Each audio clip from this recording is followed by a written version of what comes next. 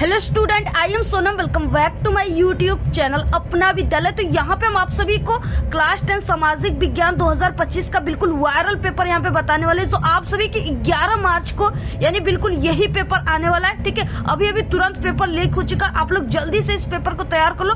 पूरे आप लोग सामाजिक विज्ञान में 70 नंबर बिल्कुल छाप करके आओगे। भारतीय राष्ट्रीय कांग्रेस की स्थापना कब हुई थी? बहुत इंपॉर्टेंट क्वेश्चन है। 1882, 1885, 1887 या 1880? ठीक है, भारतीय राष्ट्रीय कांग्रेस की जो स्थापना हुआ था वो 1885 ईस्वी को हुआ था। ऑप्शन नंबर भी राइट है। नेक्स्ट है वेरी मोस्ट इंपॉर्टेंट क्वेश्चन। ठीक है, इंपॉर्टेंट क्वेश्चन क्या है कि आर्थिक महामंदी का प्रारंभ कब से हुआ? आर्थिक महामंदी का प्रारंभ, देखिए आर्थिक महामंदी का मतलब कि देश में बहुत ज्यादा गरीबी आ गई थी। ठीक है, किसानों की और मजदूरों की दशा बिल्कुल बिगड़ गई थी। इसमें किसानों लोग के जो फसल थे उसमें काफी ज्यादा गिरावट आ गई थी। ठीक है, तो आर्थिक महामंदी का प्रारंभ कब हुआ था? तो ये 1929 ईस्वी में हुआ था। ऑप्शन बी राइट है। ठीक है, और आर्थिक महामंदी के कारण क्या थे ये सभी आपके जो है 4 नंबर 6 नंबर वाले में भी क्वेश्चन आता है, बहुत इंपॉर्टेंट है। नेक्स्ट देखिए क्वेश्चन, ये किसका कथन है कि जब फ्रांस छींकता है तो बाकी यूरोप को सर्दी जुकाम हो जाता है? ये भी काफी इंपॉर्टेंट क्वेश्चन। ये कथन किसका है? ये मेटरनिक का है। ठीक है, इन्होंने ही कहा था कि जब फ्रांस छींकता है तो बाकी यूरोप वालों को क्या हो जाता है? सर्दी जुकाम हो जाता है। नेक्स्ट चौथा क्वेश्चन, जर्मनी के एकीकरण में मुख्य भूमिका किसकी थी? वेरी मोस्ट इंपॉर्टेंट क्वेश्चन है। ठीक है, किसकी थी जर्मनी के एकीकरण में मुख्य भूमिका? इसको हमने कई बार बताया हुआ है। ठीक है, ऑटो वन बिस्मार्क की। ऑप्शन नंबर यहाँ पे सी राइट है। भारत में राष्ट्रपिता कहकर किसको संबोधित किया जाता है? ठीक है, किसको? जवाहरलाल नेहरू को, महात्मा गांधी को, या बाल गंगाधर तिलक को, या सरदार पटेल को? ठीक है, ये महात्मा गांधी को क्या कहा जाता है? इनको राष्ट्रपिता कहा जाता है। ठीक है, नेक्स्ट छठवां क्वेश्चन, बेल्जियम की सामुदायिक सरकार में निम्नलिखित में से किसके मध्य सत्ता में साझेदारी है? किसके मध्य सत्ता में साझेदारी है? ठीक है, तो विभिन्न सामाजिक समूहों के मध्य। ऑप्शन नंबर ए राइट है। इसके बाद निम्नलिखित में से कौन सा संघ सूची का विषय है? कौन सा संघ सूची का विषय है? ठीक है, व्यापार है, कृषि है, शिक्षा है या रक्षा है? तो ये रक्षा है। ऑप्शन नंबर डी राइट है। नेक्स्ट, भारतीय संघ में कितने राज्य हैं? ठीक है, कितने राज्य हैं? यहाँ पे 26 है, 27 है, 28 है या 29 है? ठीक है, तो 28 राज्य। ऑप्शन नंबर यहाँ पे सी राइट है। पूरे के पूरे क्वेश्चन आप लोग बिल्कुल रट लीजिए, इससे बाहर कुछ नहीं आएगा आपका, पूरा का पूरा इसी में से आएगा। ठीक है, 9वां क्वेश्चन है, यदि हम लैंगिक भेदभाव की बात करते हैं तो उसका अर्थ होता है, उसका क्या अर्थ होता है? समाज में स्त्री एवं पुरुषों की असमान भूमिका, स्त्री एवं पुरुषों के मध्य जैविक विभिन्नता, बालक एवं बालिकाओं की संख्या में असमानता, या उपयुक्त में से कोई नहीं। ठीक है, तो यहाँ पे क्या हो जाएगा? समाज में स्त्री एवं पुरुषों की असमान भूमिका। ऑप्शन नंबर ए राइट है।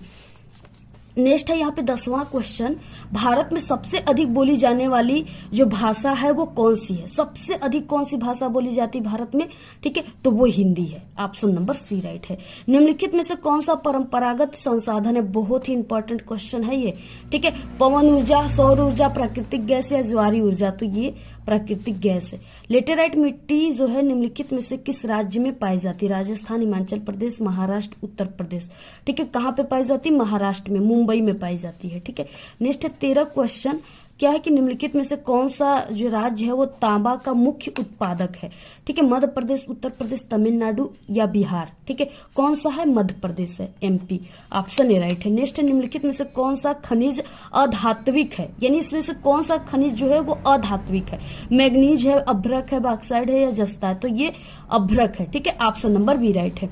निम्नलिखित में से कौन सा संसाधन अजैव संसाधन है? अजैव का मतलब जिसमें जान नहीं है। ठीक है, तो यहाँ पे क्या है? पशुधन है या प्राकृतिक वनस्पति है या मत्स्य है? ठीक है, यहाँ पे चट्टाने जो है ये अजैविक होती है, यानी इसमें जान नहीं होते। ठीक है, ऑप्शन नंबर सी राइट है। नेक्स्ट है 16, निम्नलिखित में से किस राज्य में अधिकतम साक्षरता दर पाई जाती है? बिहार, पश्चिम बंगाल, केरल या मध्य प्रदेश? ठीक है, कहाँ पे साक्षरता दर अधिक पाई जाती है? केरल में सबसे ज्यादा पाया जाता है। ऑप्शन सी राइट है। निम्नलिखित में से कौन सा व्यक्ति अर्थव्यवस्था के प्राथमिक क्षेत्र से संबंधित है? कौन सा व्यक्ति संबंधित है? मछुआरा, शिक्षक, डाकिया या व्यापारी? देखिए, प्राथमिक क्षेत्र में किसान आते हैं, ठीक है, कृषक आते हैं, मजदूर आते हैं और मछुआरा आते हैं। तो ऑप्शन नंबर यहाँ पे, यानी जो प्राथमिक क्षेत्र में जो प्रकृति से बिल्कुल जुड़ी हुई है, ठीक है, तो मछुआरा, यहाँ पे मछुआरा जो है वो क्या है? प्रकृति से जुड़ा हुआ है। ऑप्शन ए राइट है। सूचना का अधिकार अधिनियम कब लागू किया गया था? सूचना का अधिकार अधिनियम कब लागू किया गया था? 2005, 2010, 1999 या 2001? ठीक है, तो ये 2005 में लागू किया गया था। ऑप्शन ए राइट है। उपभोक्ता को न्याय पाने के लिए कहाँ जाना चाहिए? तो उपयुक्त उपभोक्ता केंद्र। ठीक है, ऑप्शन सी राइट है। निम्नलिखित में से कौन सा व्यक्ति असंगठित क्षेत्र के अंतर्गत आता है? ठीक है, कौन आता है? कृषि मजदूर, बैंक मैनेजर और राजपत्रित अधिकारी या सैनिक? ठीक है, तो कौन आता है? यहाँ पे कृषि मजदूर आता है। ऑप्शन नंबर यहाँ पे ए राइट है। इसके बाद देखिए नेक्स्ट है, यहाँ पे आ गया क्वेश्चन खंड ब वर्णनात्मक प्रश्न फर्स्ट आ गया। ठीक है, निम्नलिखित प्रश्नों के उत्तर प्रत्येक आपको लगभग 80 शब्दों में देना है इनके उत्तर। ठीक है, 4 नंबर वाले क्वेश्चन है। अब देखिए 4 नंबर वाले क्वेश्चन है और आपको 80 शब्दों में देना है। इसका मतलब कि आपको आधे और 1 पेज में देना है। ठीक है, यहाँ पे देखिए पहला क्वेश्चन क्या है? भारत छोड़ो आंदोलन के प्रमुख कारणों का उल्लेख कीजिए। बहुत ही इंपॉर्टेंट क्वेश्चन है, यानी गांधी जी ने 3 आंदोलन चलाया था। ठीक है, पहला आंदोलन इनका था असहयोग, दूसरा सविनय अवज्ञा आंदोलन और तीसरा था इनका भारत छोड़ो आंदोलन। ठीक है, ये बहुत ही इंपॉर्टेंट है। तीनों आप सभी को आंदोलन याद कर लेना। आंसर क्या हो जाएगा? यहाँ पे उत्तर देखिए हो जाएगा आंदोलन का तत्कालीन जो कारण था वो क्रिप्स मिशन की समाप्ति, मिशन के किसी अंतिम निर्णय पर न पहुंचना था। ठीक है, द्वितीय था कि द्वितीय विश्व युद्ध में भारत का बिना शर्त समर्थन करने की मंशा को भारतीय राष्ट्रीय कांग्रेस के द्वारा ठीक ढंग से न समझना था। ठीक है, चौथा क्या था? ब्रिटिश विरोधी भावना तथा, यानी ब्रिटिश का मतलब अंग्रेजों की विरोधी जो भावनाएं थी। ठीक है, तथा पूर्ण स्वतंत्रता की मांग ने भारतीय जनमानस में लोकप्रियता प्राप्त कर ली थी। नेक्स्ट चौथा की द्वितीय विश्व युद्ध के परिणाम स्वरूप भारतीय अर्थव्यवस्था की स्थिति खराब हो गई थी। ठीक है, इस कारण से भारत छोड़ो आंदोलन प्रारंभ किया गया। तो आप लोग पूरा स्क्रीनशॉट ले लीजिए। ठीक है, नेक्स्ट क्वेश्चन है, यहाँ पे अथवा में दिया हुआ है जोसेफ मैथ्यूनी के विचारों पर प्रकाश डालिए। वेरी इंपॉर्टेंट है। ठीक है, तो इस पे आप सभी को क्या करना है? प्रकाश डाल। उत्तर क्या हो जाएगा? जोसेफे मैजीनी या मैथ्यूनी इटली में जो थे राष्ट्रवाद का अग्रदूत था। ठीक है, यानी इनको राष्ट्रवाद का अग्रदूत इटली में कहा गया। इनका जन्म जो है 1807 ईस्वी जेनोवा में हुआ था। अपनी किशोरावस्था में ही वो कारोनारी नामक गुप्त संगठन का सदस्य बन गए। मात्र 24 वर्ष की आयु में ही लिंगुरिया में क्रांति का प्रयास करने के लिए देश से बाहर निकाल दिए गए। इसने 1831 ईस्वी में मार्सेई में जो है यंग इटली सोसाइटी और बर्न में यंग यूरोप की स्थापना की। पोलैंड, फ्रांस, इटली और जर्मन राज्यों में समान विचार रखने वाले युवा इस संगठन के सदस्य थे। इटली के ठीक है नव निर्माण में मैजीनी की भूमिका सबसे अधिक महत्वपूर्ण थी। उसे इटली की एकता और युवा शक्ति पर अत्यधिक विश्वास था। मैजीनी एक महान दार्शनिक होने के साथ साथ एक दूरदर्शी राजनेता भी था। अतः उसने ठीक है जन संप्रभुता के सिद्धांत पर जोर दिया। ड्यूटीज ऑफ मैन नामक पुस्तक में उसने इटली की जनता के समक्ष राष्ट्र प्रेम का आदर्श प्रस्तुत किया। उसने एकता, स्वतंत्रता, कल्याण और समानता तथा विश्वास के आधार पर इटली के एकीकरण को बल दिया। मैजीनी के शब्दों में पहले तुम मनुष्य हो। ठीक है, यानी पहले आप मनुष्य हो, उसके बाद किसी देश के नागरिक या अन्य कुछ हो। ये उनका शब्द था, ये उनका कथन था। ठीक है, इस तरीके से आपको पूरा लिखना है। स्क्रीनशॉट ले लीजिए आप लोग। इसके बाद नेक्स्ट क्वेश्चन है, देखिए लोकतांत्रिक सरकार की चुनौतियों का उल्लेख कीजिए। ठीक है, ये 4 नंबर के सभी क्वेश्चन, पहले 4 नंबर के क्वेश्चन है। ठीक है, उसके बाद 6 नंबर वाले क्वेश्चन। देखिए उत्तर क्या हो जाएगा? समकालीन विश्व में लोकतंत्र सरकार का प्रमुख जो है रूप है। लोकतंत्र को मिलने वाली चुनौतियां किसी साधारण समस्या के समान नहीं होती है। ठीक है, चुनौतियां जो है एक कठिनाई है जो स्वयं को प्रगति के लिए अवसर प्रदान करती है। जब लोग एक बार चुनौतियों पर विजय प्राप्त कर लेते हैं तो इसके पश्चात वे पहले की तुलना में क्या करते, एक उच्च स्तर तक अपने कार्यों में सफलता प्राप्त करते हैं। मुख्यतः 3 प्रकार की चुनौतियों का सामना प्रत्येक देश करता है जो निम्न है। ठीक है, बुनियादी आधार पे चुनौतियां, जो बुनियादी आधार पे बनाने की चुनौतियां। ठीक है, विश्व के लगभग 1/4 भाग में अभी भी लोकतांत्रिक व्यवस्था नहीं है। इन क्षेत्रों में लोकतंत्र के लिए बहुत कठिन चुनौतियां हैं, जिनमें लोकतांत्रिक सरकार गठित करने के लिए उचित बुनियादी आधार बनाने की चुनौतियां हैं। ऐसे स्थानों पर उपस्थित गैर लोकतांत्रिक सरकार शासन ठीक है व्यवस्था को हटाने और सत्ता पर सेना के नियंत्रण को समाप्त करने की चुनौतियां हैं। ठीक है, इसके बाद विस्तार की चुनौतियां क्या है? स्थानीय सरकारों को अधिक शक्ति सुनिश्चित करने और महासंघ के लिए सभी इकाइयों का जो है विस्तार करने और महिलाओं और अल्पसंख्यक समूहों को शामिल करने आदि जैसे मुद्दे इस चुनौतियों के अंतर्गत आते हैं। भारत में सामाजिक आर्थिक रूप से पिछड़े वर्गों, ठीक है, वर्गों ने अभी तक राजनीतिक जो है शक्तियां प्राप्त नहीं की है तथा जो है पूर्वोत्तर के राज्य भी लोकतंत्र की मुख्य धारा में एकीकृत नहीं है। नेक्स्ट है यहाँ पे देखिए क्वेश्चन, यानी अथवा में है, क्या भारतीय संघ एवं अर्ध संघीय ढांचा है? आलोचनात्मक परीक्षण कीजिए, ठीक है, 4 नंबर का क्वेश्चन है। तो ये अथवा क्वेश्चन है, इसको हम पहले से बता चुके हैं। आप लोग हमारे चैनल पर प्लेलिस्ट भी हम बना दिए क्लास 10 सोशल साइंस का, आप लोग उस प्लेलिस्ट से इंपॉर्टेंट क्वेश्चन को तैयार कर लीजिए। नेक्स्ट, सड़क परिवहन के जो है सापेक्षिक लाभों की विवेचना कीजिए, ठीक है। तो देखिए सड़क परिवहन की जो सापेक्षिक लाभ है, ठीक है, वो कौन कौन से लाभ है? तो यहाँ तो देखिए यहाँ पे पहला है कि सड़कों की निर्माण जो है लागत बहुत कम होती है, यानी सड़कों के निर्माण में बहुत ही कम लागत लगती है। इसके बाद दूसरा है कि उबड़ खाबड़ तथा जो है विच्छिन्न क्षेत्रों में भी सड़कें बनाई जा सकती है, ठीक है, यानी सड़कें जो है पहाड़ों में भी काट काट के पहाड़ों को बनाया जा सकता है। अधिक ढाल, ठीक है, प्रसाता और पहाड़ी क्षेत्रों में भी सड़कें बनाई जाती है, वही बात है। कम यात्री, कम माल तथा कम दूरी के लिए काफी उत्तम है सड़क परिवहन।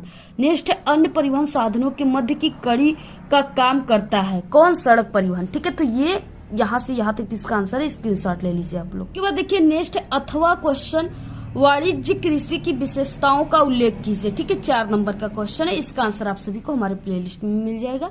नेक्स्ट है विश्व व्यापार संगठन के क्रियाकलापों का वर्णन कीजिए। इसको भी हमने कई बार बताया, आप लोग प्लेलिस्ट में इंपॉर्टेंट क्वेश्चन में देख लीजिएगा। अथवा है उपभोक्ता जागरूकता हेतु कोई 4 उपाय सुझाइए, ठीक है, इसको भी हमने बताया, काफी इंपॉर्टेंट है, आप लोग इसको तैयार कर लीजिए।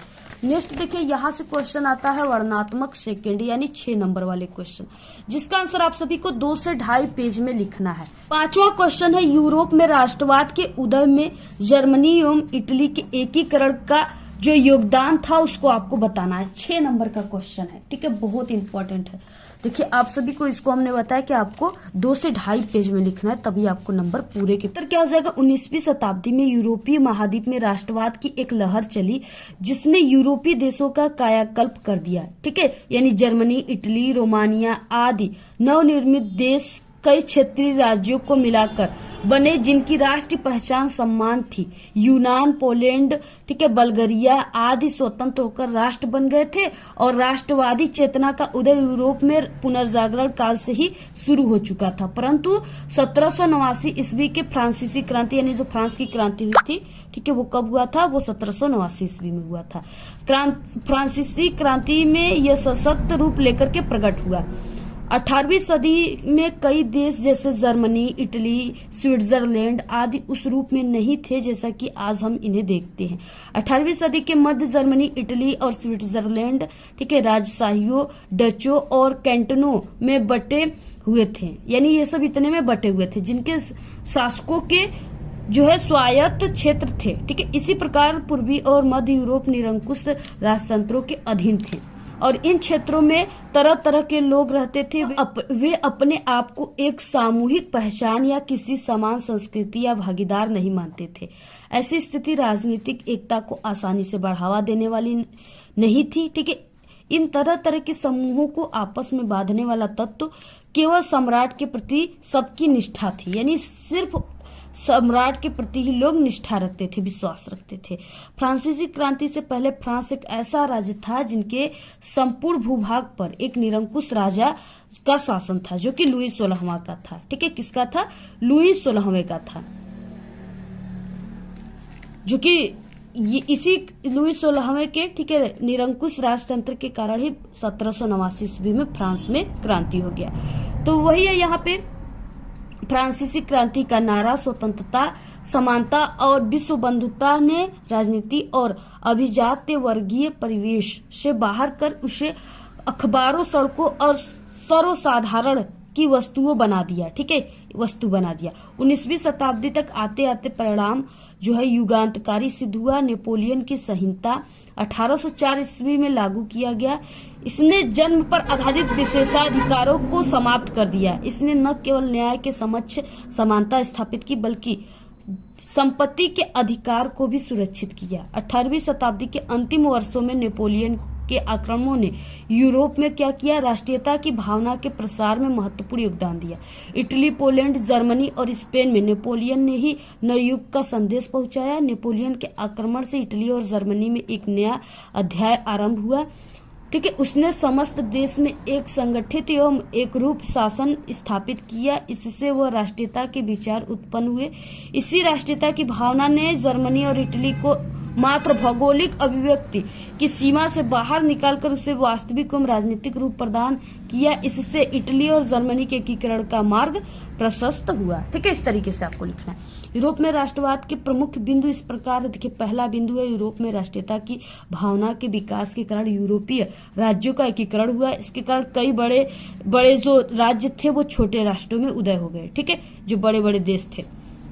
इसके बाद दूसरा कि ये यूरोपीय राष्ट्रवाद का परिणाम था। 19वीं शताब्दी के अंतिम उत्तरार्ध में संकीर्ण राष्ट्रवाद का जन्म हुआ। संकीर्ण राष्ट्रवाद के कारण प्रत्येक राष्ट्र की जनता और शासक के लिए उनका राष्ट्र ही सब कुछ हो गया। ठीक है, इसके लिए वे किसी भी सीमा तक जाने के लिए तैयार थे। बाल्कन प्रदेश के छोटे छोटे राज्यों में विभिन्न जो है जाति समूहों में भी यह भावना जोर पकड़ने लगी। इस तरीके से है। और बाकी आप लोग 2 ही बिंदु लिख सकते हो।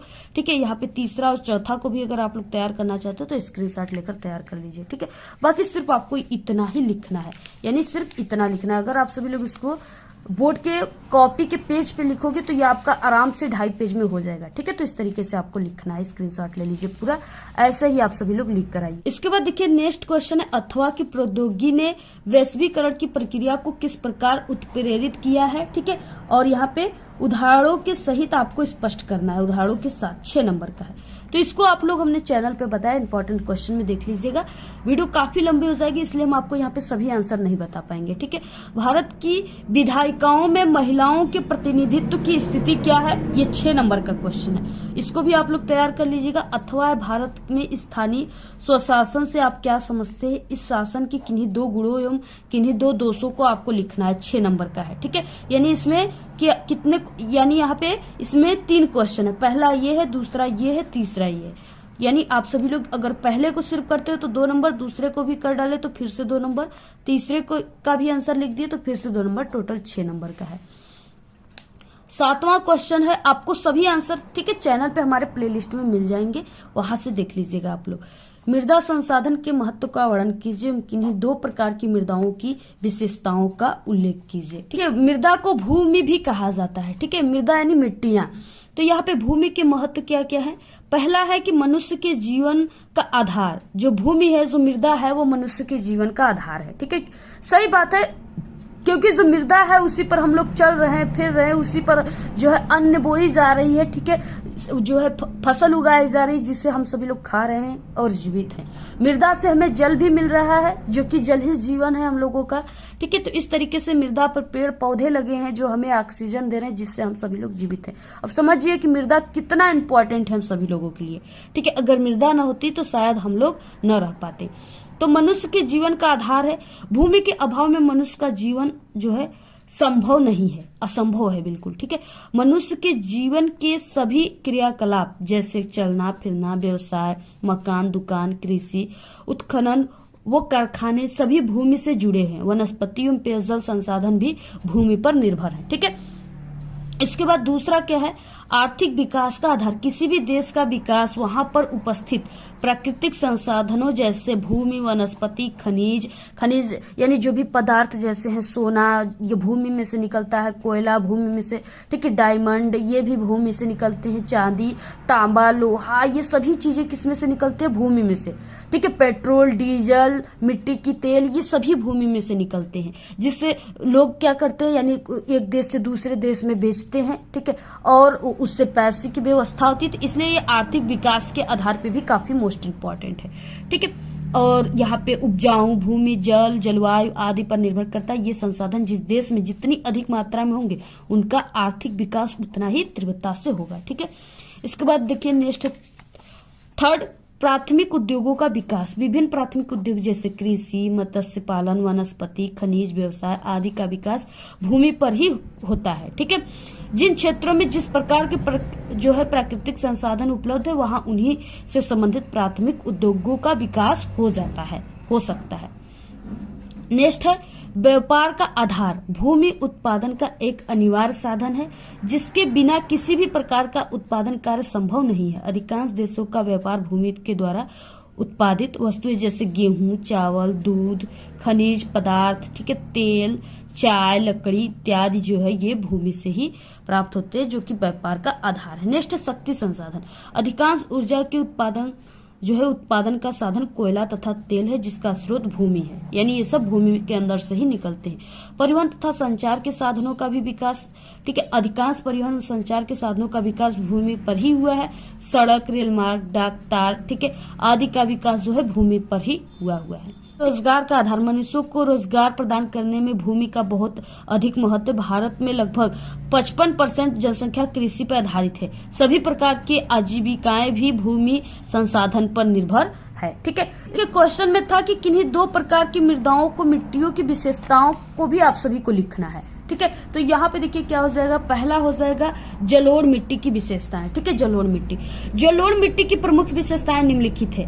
धान, गेहूं, यानी जलोढ़ मिट्टी में धान होता है, गेहूं, ठीक है, जौ, चना, गन्ना एवं मटर आदि की पैदावार के लिए अनुकूल होता है, बहुत ही अनुकूल होता है। जलोढ़ मृदाएं गठन में बलुई, दोमट से चिकनी मिट्टी की प्रकृति जो है पाई जाती है, यानी ये बलुई चिकनी मिट्टी होता है। सूक्ष्म तथा मध्यम कणों से निर्मित होने के कारण इसमें जल देर तक ठहरता है। ठीक है, जिससे काफी देर तक जो पौधे होते हैं वो हरे भरे होते हैं, यानी वर्षा नहीं होगा, सिंचाई नहीं की जाएगी, फिर भी वो हरे भरे रहेंगे।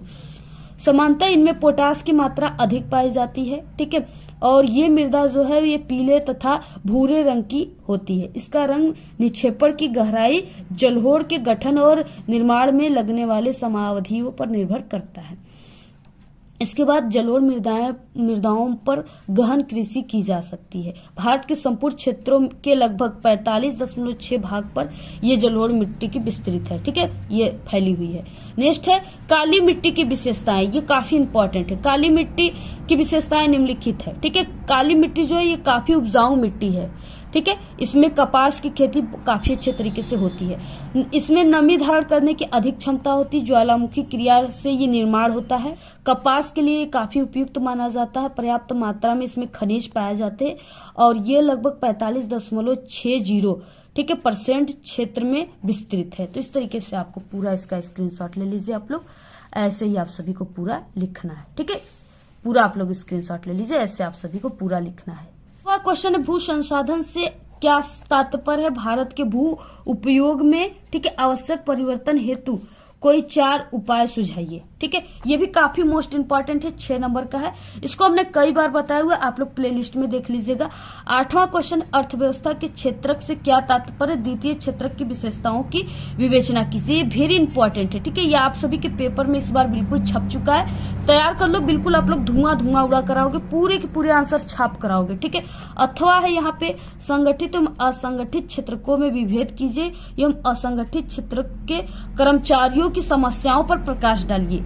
ये दोनों है। ठीक है, तो यहाँ पे हम आप सभी को पहले क्वेश्चन का जो है यहाँ पे अर्थव्यवस्था के क्षेत्रक से क्या तात्पर्य, द्वितीय क्षेत्र की विशेषता, इस वाले क्वेश्चन का आंसर हम यहाँ पे आपको बता देते हैं। पहले कि अर्थव्यवस्था के क्षेत्रक किसे कहते हैं। ठीक है, मानव के द्वारा संपन्न समस्त गतिविधियां जिनमें आर्थिक लाभ या हानि तत्व विद्यमान हो, ठीक है, आर्थिक गतिविधियां कही जाती है। अर्थव्यवस्था की आर्थिक गतिविधियों को निम्नलिखित 5 श्रेणियों में बांटा गया है, जिन्हें जो है अर्थव्यवस्था के क्षेत्रक कहते हैं। इन्हीं को अर्थव्यवस्था के क्षेत्रक कहते हैं। वे इस प्रकार है: प्राथमिक क्षेत्रक, द्वितीय क्षेत्रक, तृतीय क्षेत्रक, चतुर्थ क्षेत्रक और पंचम क्षेत्रक। ठीक है, ये सभी क्षेत्रकों को ही अर्थव्यवस्था क्षेत्रक के रूप में बांटा गया, इसे अर्थव्यवस्था के क्षेत्रक कहते हैं। आपको द्वितीय क्षेत्र का जो है विशेषता लिखना है। यहाँ पे हम आपको प्राथमिक का भी बता देते हैं।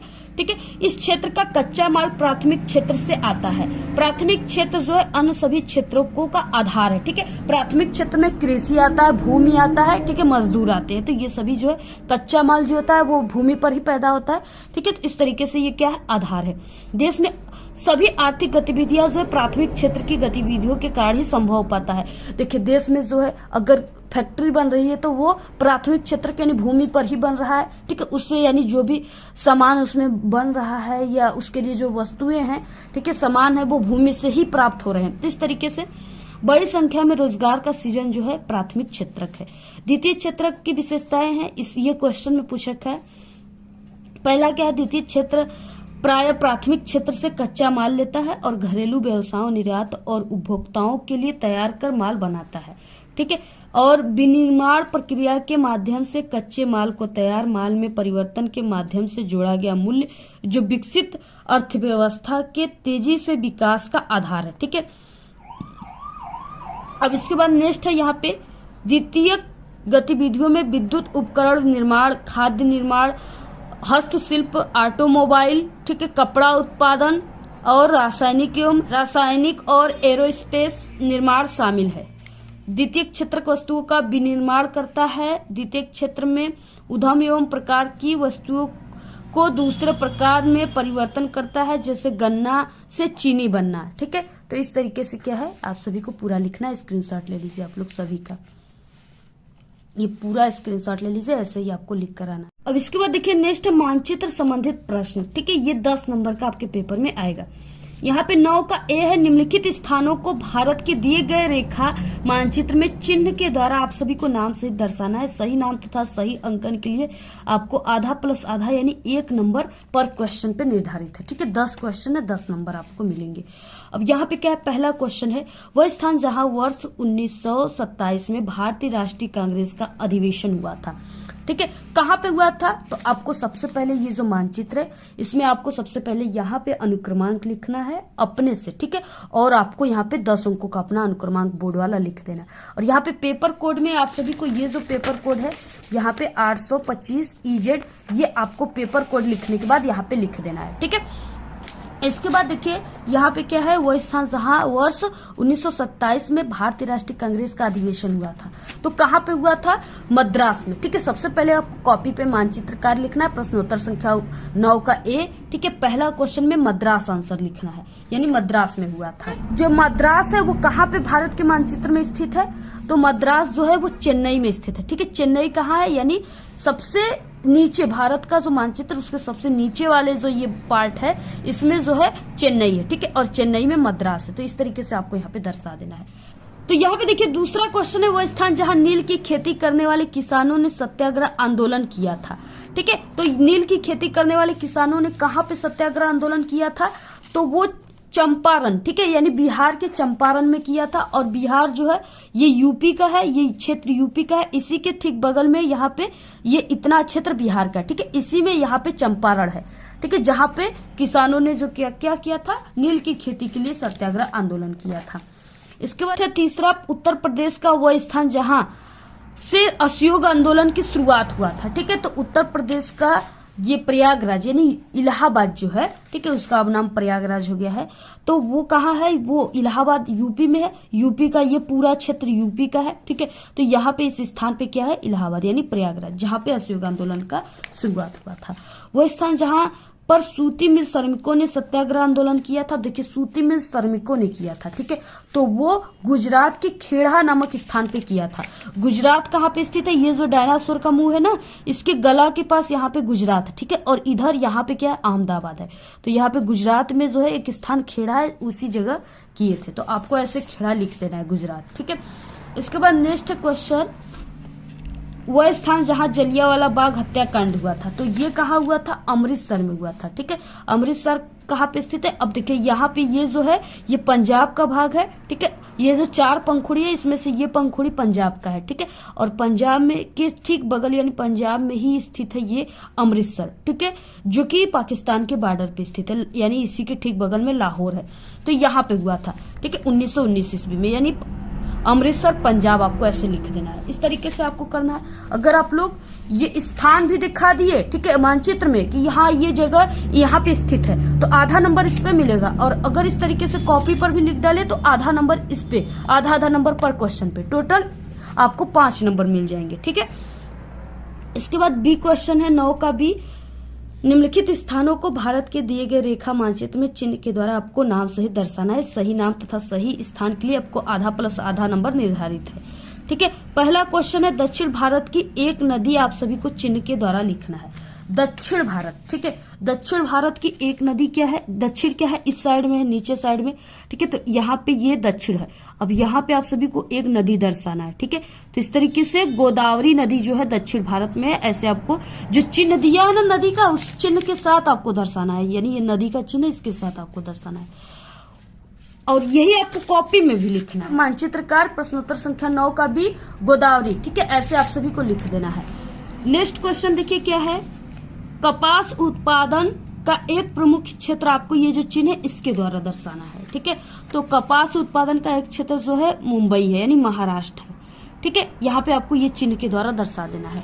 इसके बाद और आपको कॉपी में भी ऐसे लिख देना है, स्क्रीनशॉट ले लीजिए पूरा आप लोग। नेक्स्ट है यहाँ पे ओडिशा का एक समुद्र पतन यानी बंदरगाह, आपको ये जो चिन्ह है इसके द्वारा दर्शाना है। ठीक है, तो ओडिशा का जो एक समुद्र पतन बंदरगाह है ये पारादीप है। ठीक है, तो यहाँ पे आपको ये चिन्ह दर्शा देना आपको। इसके बाद नेक्स्ट है एक परमाणु ऊर्जा केंद्र, आपको इस चिन्ह के द्वारा दर्शाना है। ठीक है, तो परमाणु ऊर्जा केंद्र यहाँ पे तमिलनाडु में है, यानी यहाँ पे कलपक्कम परमाणु ऊर्जा केंद्र। ठीक है, ये चिन्ह के द्वारा आपको दर्शा देना है। इसके बाद नेक्स्ट है क्वेश्चन, असम का राजधानी आपको ये चिन्ह के द्वारा दर्शाना है। असम की राजधानी होती है दिसपुर। ठीक है, और दिसपुर कहाँ पे स्थित है, यहाँ पे स्थित है। तो इस तरीके से आप सभी को ऐसे दर्शा देना है। ठीक है, पूरा आप सभी को इसी तरीके से भरना है। अगर आप लोग ऐसे भरते हो तो आपको पूरे के पूरे 10 नंबर यहाँ पे मिल जाएंगे। ठीक है, पूरे 10 नंबर का क्वेश्चन है। अगर आप सभी लोग इसको और अच्छे तरीके से समझना चाहते हो तो हमारे चैनल पे, ठीक है, सामाजिक विज्ञान यानी मानचित्र कैसे भरे ट्रिक से ये वीडियो आप लोग देख लीजिए।